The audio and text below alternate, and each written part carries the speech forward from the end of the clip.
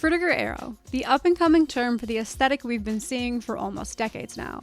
Maybe you've never heard the term, maybe you have, and maybe it's what you thought the world would start looking like by 2023, instead of the bleak, flavorless oversimplification of logos and other designs. Frutiger Aero was how we viewed the future, but little did we know that at the time we were already living the so-called aesthetic, and that in the actual future, the world would look close to nothing like this. The 2000s did, and I don't think we were all that aware of it. We didn't know it'd become this nostalgic phenomenon. We didn't know what the hell weirdcore was, but I am confident in saying that Frutiger Aero was just another stepping stone for the liminal spaces that we love today. And now viewing this imagery makes you yearn for being able to see the world through those 2000s eyes again. Or at least it does for me. This is going to be a journey of nostalgia, liminal spaces, internet culture, and more, so let's just get right into it.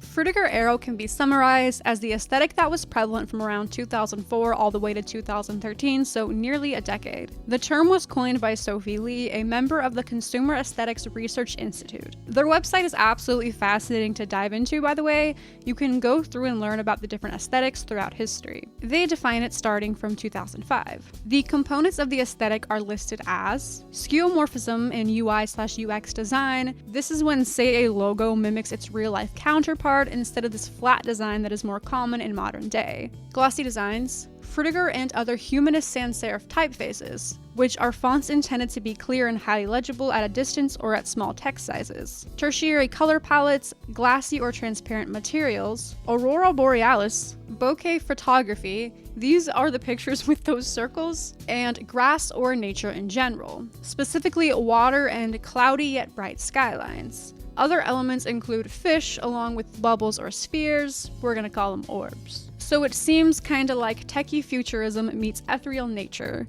which I think is very fitting for the 2000s because it was when the internet and technology were evolving, but kids still touched grass. The name Frutiger Aero derives from the aforementioned Frutiger fonts and the Windows Aero user interface from Windows Vista. I have created a sorta concise timeline of Frutiger Aero blossoming, followed by its fading out, just to give it more chronology and background. This is my opinion, essentially based on vibes, and might make no sense. The Memphis aesthetic and CGI surrealism of the 80s and 90s morphed then had a baby with the internet, which made Y2K. Y2K's successor, due to the increase in technological advancements, was Frutiger Aero. The amount of touching grass lessened, the internet increased, and we were met with what Aesthetics Wiki calls Frutiger Metro, the flat, less interesting version of Frutiger Aero. Then, all flavor was gone and flat design was born. People got bored and Vaporwave became more mainstream. Vaporwave was inspired from that Memphis aesthetic and surrealism, and had a baby with the internet all over again with the addition of nostalgia. And this created the love for liminal spaces. People made weirdcore, dreamcore, etc. out of it, and in the end, that's still kind of where we're at now, but I think we are evolving into something else. And this Frutiger Aero nostalgia is starting to become a pretty substantial fad, which I think can influence some sort of resurgence in the aesthetic. Alright, now that we've got the informative segment of my thesis out of the way, let's move on to some examples so we can get more of a true feel for the Frutiger Aero atmosphere. I've divided all of these examples into a few different areas in media. We have material objects, physical places, television, consoles and software, and lastly, video games. Some of these we're gonna gloss over, others will go more in depth. The Frutiger Aero mascot should be the fish on the soft soap bottle. No further explanation needed. For the duration of this aesthetic's runtime, the design was prevalent on products like soaps, detergents, computer mouses, even board games, and so much more. Remember the iDog, the robotic toy dog that would play and dance to music? I don't know, I never actually had one. The closest I ever came to having one was a hand-me-down techno dog from another family member that never had working batteries in it, but the iDog is a great example for this time period's fixation of futurism and what would later be known as Frutiger Aero. Another that is a toy I did successfully convince my family to get me as a child was a fidget friend, a rubbery Furby knockoff with a digital face. There's also certain lamps that articulate this vibe so well, notably the multicolored, multi-head lamps that a lot of us had in the 2000s. This is debatably between Y2K and Frutiger Aero, however, an indisputable example is the iconic aquarium lamp. It goes without saying that lighting in general is such a fundamental component to creating the right feel for any aesthetic, and a plethora of advertisements for technology or cars during the era fit right in as well. Moving on to physical places, I would consider some specific liminal-ish hotels and hotel pools to be Frutiger Aero. It's mainly that fresh aura that particular hotels have. 2000s or currently outdated dentist and doctor's offices. Typically pediatric offices, but maybe I only think that because I was a kid in the 2000s, but man, them waiting rooms and hallways with all of their colors and dated chairs, peak Frutiger Aero really. But Nintendo World New York in the mid-2000s is the absolute paragon of it. I went through so many pictures of this place while doing my research because I just fell in love with how it looked, and I wish I could have experienced being there. Considering Nintendo created the DS and Wii, they're kind of like the Frutiger overlord. Okay, it's time to out myself as a Midwest kid. So my apologies if the next few instances are too niche, but not only are they near and dear to me, but I think they're exemplars of Frutiger Aero. The architectural design of Nebraska Furniture Mart and the interior design as well. Even today, some parts of the location closest to me still gives a slight Frutiger Aero vibe. Sure, most of the modern day decor is kinda ugly and boring, but the layout and actual architecture has remained pretty much the same over the years. Crown Center in Kansas City is another that to this day has the remnants of it. It's honestly a gorgeous place, and I've gone there to do pretty much nothing but walk around, which is probably something anyone that lives somewhere-ish near it can relate to. Lastly, for physical places, we have the Great Mall of the Great Plains. Now unfortunately demolished, the Great Plains Mall holds a special place in child Kylie's heart. Since it opened in 1997, a lot of the mall was more Y2K, but in certain images you can see the Frutiger slipping in. There were more areas of the mall that I remembered but couldn't find photographic evidence of, but I compiled what I could. Frutiger Aero in television is almost exclusively children's TV, at least all that I could think of. Teletubbies is Y2K according to Aesthetics Wiki, and I'd say Booba is Frutiger Aero. The show's wiki even states, visuals were inspired by scientific photographs of microscopic life and cell structures. The main characters, the Boobas, are atoms of energy who sleep in charging pods. Fun fact, the very first clip featured on this channel was of Booba. The entirety of the Backyardigans episode, Robot Rampage. The town it takes place in, the buildings and houses that inhabit it, the interiors of all the rooms, I could go on. iCarly in general fits, but the theme song specifically utilizes the aesthetic. Wow Wow Wubbzy is one of my favorite examples because it is 2D, however, implements the whole skeuomorphism element mentioned earlier, resulting in the opposite of it feeling flat.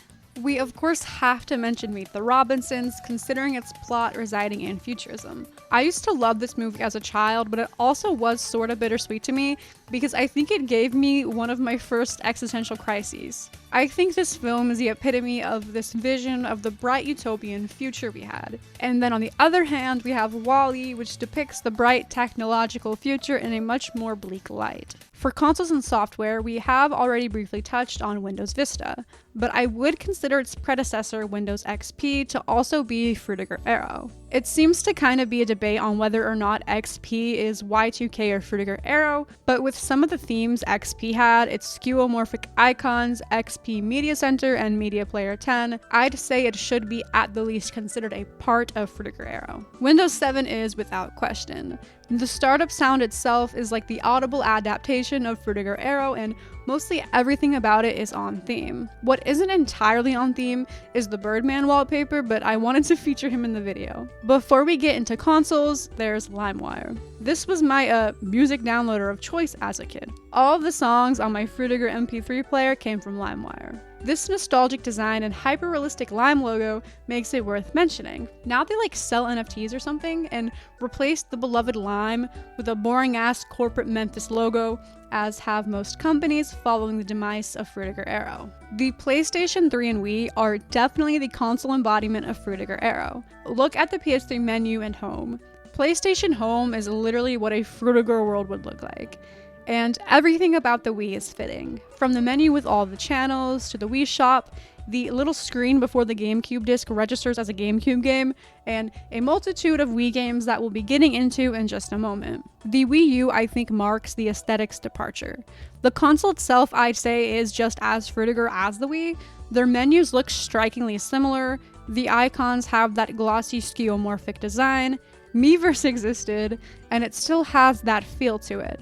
But it was released in 2012 and kinda flopped. The generally agreed upon ending year of Frutiger Aero was 2013, so I think it makes sense. In my eyes, the Wii U symbolizes the beginning of the end of Frutiger Aero.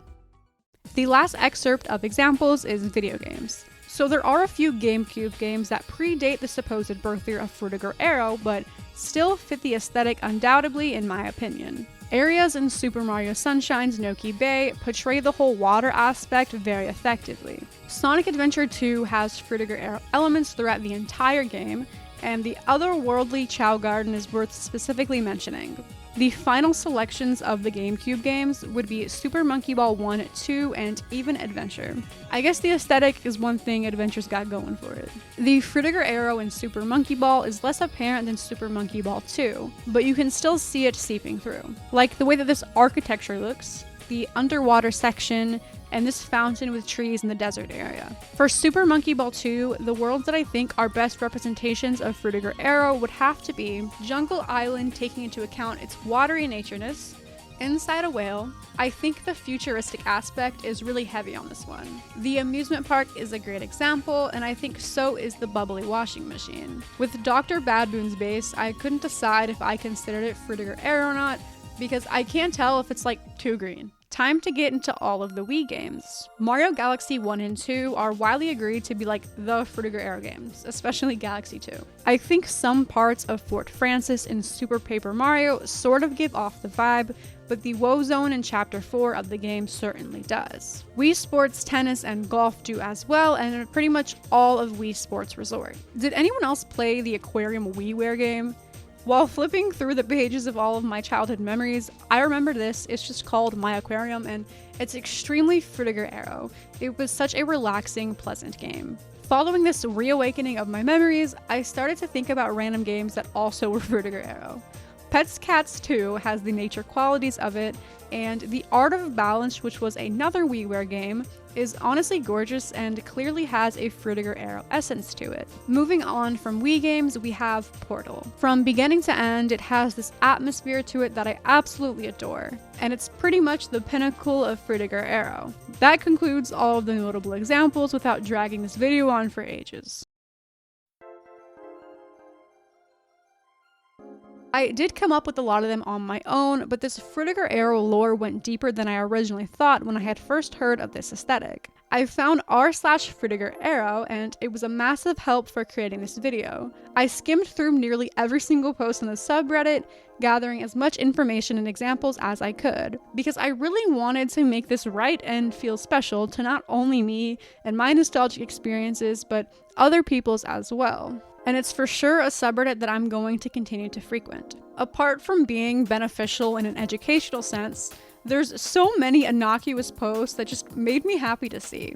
Because a lot of parts of the internet have negativity, no matter what the contents are, but the most negative thing I saw on the sub was people being like, that's not Frutiger Aero, and then some other debate on if an aesthetic called Frutiger Glacier existed within Happy Feet or something. Like, this user asked if a light bulb was a Frutiger Aero, and the comments are so welcoming. Give it a blue sky background with clouds and it'll be legit. Or just, hella Frutiger Aero. User That One Guy 125 made a post with a Head and Shoulders shampoo bottle saying that the style was coming back, considering the lively fruit and bubbles surrounding it. The Frutiger Aero Aesthetics wiki does predict a Neo Aero being underway in the future, so maybe he's onto something. There's a decent amount of AI-generated Frutiger Aero images on the subreddit as well, which I thought was pretty fascinating. A few other of my favorite posts I came across were a picture of this iron with the title, "This is not Y2K," and this user commented, "Now we're talking. This is the reality of Frutiger Aero. Bored of seeing Y2K nostalgia on this subreddit. Frutiger Aero phone. This is probably what they'd be using in Monkey Ball. And cooking mama back button. That's it. That's the post. Exploring the subreddit really made me realize how embedded Frutiger Aero is within us, or anyone who lived through its years of service.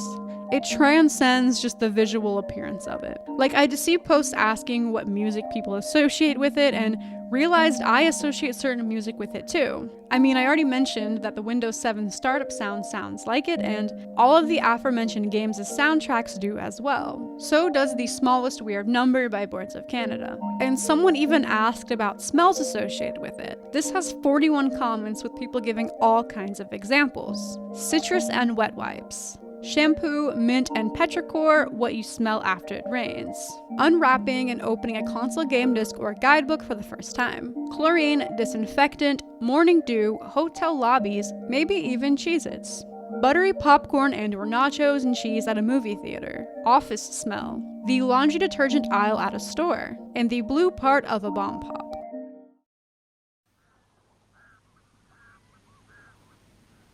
The mere thought of all of those smells evoked the Frutiger Aero within me. Scent is well known as the most powerful scent we have. Our nose's memory is better than our brains. The most random scent can trigger such a vivid memory, or even something we can't put our finger on, but like, you know that scent reminds you of something. It's why I love candles so much. I think this brings about an almost humanistic element of it all. I don't want to sit here and make it this profound thing that's deeper than it is, but there is some sentimentality to it. When I was creating the timeline of aesthetics at the beginning of this video, I noticed something.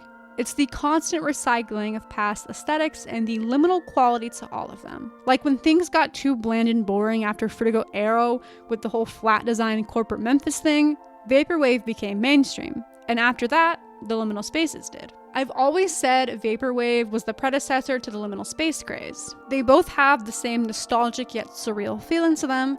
They both were rooted within 80s to the early 2000s nostalgia and aesthetics. And now people talk shit on all the blandness within companies' designs, beige baby aesthetics, less colorful, more lifeless. I could go on. Just like the aesthetics wiki said, they foresee some kind of neo-era movement. We very well may be in the process of undergoing it. But this recycling of liminality brought up a question of mine. Why do humans like it? What's with the progression of what we now call liminal spaces, and the fact that they seem to have been sticking around for roughly 40 years now?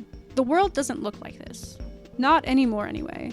So is it nothing more than us being obsessed with nostalgia and not wanting to accept the world for what it actually is right now? Maybe.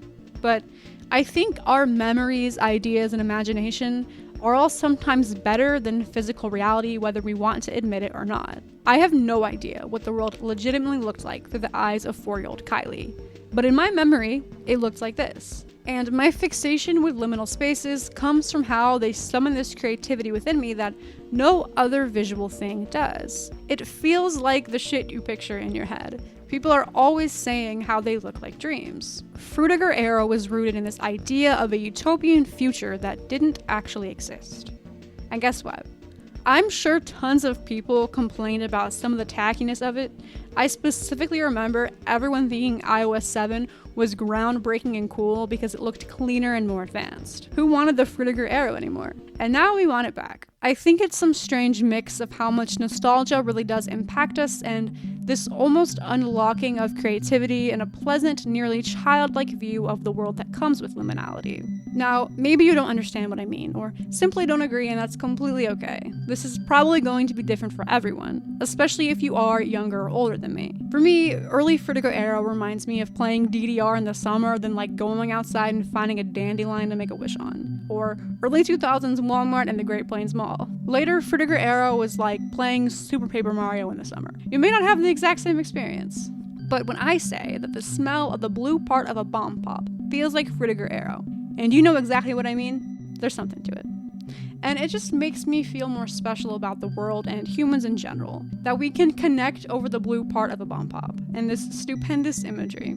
I hope you enjoyed this video. I know it's different than what I've been doing lately, but I truthfully had a ton of fun making it and trying to formulate some kind of conclusion of this liminal phenomena. I think I've sufficed for now. Thank you.